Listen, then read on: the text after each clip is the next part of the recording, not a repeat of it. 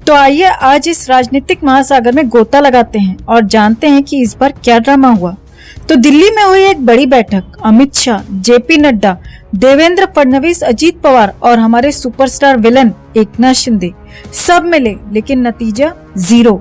और उसके बाद एकनाथ शिंदे क्या करते हैं, सीधे सतारा अपने गांव भाग जाते हैं। अब ये कौन सा नया राजनीतिक योगासन है भाई? दिल्ली से मुंबई और फिर सतारा। शिंदे साहब का ये नया पॉलिटिकल रोड ट्रिप समझ में नहीं आता, लेकिन सुनने में आया कि शिंदे साहब इस बार 3 धमाकेदार शर्तें लेकर आए हैं और ये शर्तें बीजेपी के लिए ऐसी हैं कि न निगलते बन रही हैं न उगलते। चलिए इन तीनों शर्तों पर नजर डालते हैं।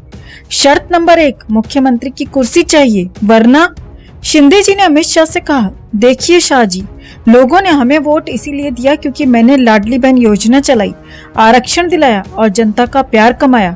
अब अगर मुख्यमंत्री की कुर्सी मुझे नहीं मिली तो जनता नाराज हो जाएगी। मतलब जनता का बहाना लगाकर कुर्सी की जिद। ये वही बात हो गई जैसे क्रिकेट मैच में पानी पिलाने वाला कह दे कि जीत मेरे पानी के कारण हुई।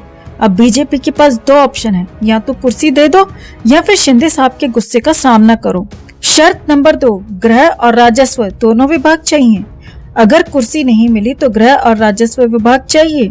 और हाँ, उप मुख्यमंत्री भी शिंदे ही तय करेंगे। मतलब टीम इंडिया के कोच भी बनो, कप्तान भी बनो और फैसला भी खुद ही लो कि कौन खेलेगा। बीजेपी के लिए ये स्थिति वैसी है जैसे कड़वी दवा, पीने में भी तकलीफ और छोड़ने में भी नुकसान। शर्त नंबर 3, नहीं मानी तो सरकार छोड़ देंगे। अब तीसरी शर्त तो धमकी जैसी है। शिंदे जी ने साफ कहा है कि अगर ये दोनों डिमांड पूरी नहीं हुई तो उनकी पार्टी सरकार से बाहर हो जाएगी। मतलब शिंदे जी राजनीति नहीं, WWE की रेसलिंग कर रहे हैं। कुर्सी नहीं मिली तो टॉप रोप से छलांग लगा देंगे। और मजे की बात यह है कि जैसे ही शिंदे जी ये शर्तें रखकर मुंबई लौटे, अचानक से सतारा भाग गए। अब सवाल उठता है, सतारा जाकर क्या करेंगे? खेतों में हल चलाएंगे या सरकार की नई स्क्रिप्ट लिखेंगे? बीजेपी के लिए ये पूरा मामला वैसा ही हो गया है जैसे शादी में दूल्हा तय नहीं हो रहा, बारात आई हुई है, बैंड बाजा बज रहा है, लेकिन मंडप खाली है और ऊपर से शिंदे साहब की धमाकेदार शर्तें।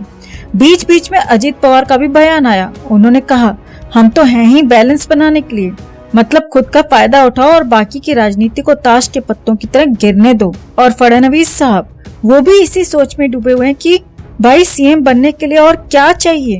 मैंने पार्टी के लिए इतना काम किया, फिर भी मेरी कुर्सी खतरे में है।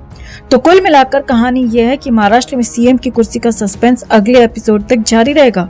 शिंदे साहब फिलहाल सतारा में हैं, बीजेपी विचार कर रही है और जनता बस तमाशा देख रही है। आगे क्या होगा? क्या शिंदे जी की शर्तें मानी जाएंगी? क्या बीजेपी नई चाल चलेगी या फिर महाराष्ट्र में एक और नया राजनीतिक ड्रामा होगा? इन सवालों के जवाब जानने के लिए हमारे चैनल को लाइक, शेयर और सब्सक्राइब जरूर करें।